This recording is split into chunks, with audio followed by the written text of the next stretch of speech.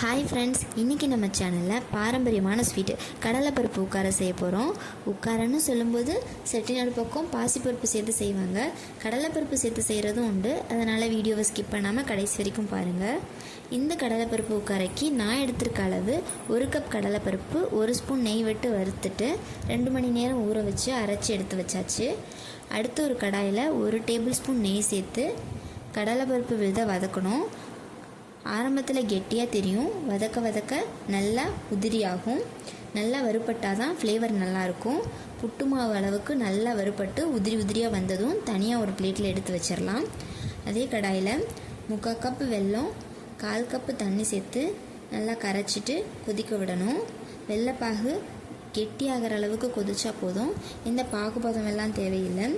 கெட்டியானதும் நம்ம வறுத்து வச்சுருக்க மாவை சேர்த்து வதக்கலாம். மாவை சேர்த்ததும் கொஞ்சம் கெட்டியான மாதிரி தெரியும். வதக்க வதக்க லூஸ் ஆகி பொலப்பொலன்னு ஆகும்.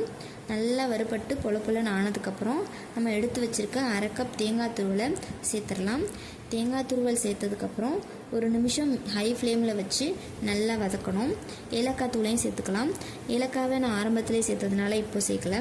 வறுத்து வச்சுருக்க நட்ஸை சேர்த்து மிக்ஸ் பண்ணால் சூடான சுவையான நம்ம உட்கார தயாராகிடும். இந்த உட்காரையை சூடாக சாப்பிட்டதை விட ஆற வச்சு சாப்பிட்டா இன்னும் நல்லாயிருக்கும். புட்டு மாதிரி குழந்தைங்கள்லாம் ரொம்ப விரும்பி சாப்பிடுவாங்க. வரப்போகிற ஃபெஸ்டிவலுக்கு இந்த ஸ்வீட்டை மறக்காமல் ட்ரை பண்ணி பார்த்துட்டு கமெண்ட்டில் ஷேர் பண்ணுங்கள்.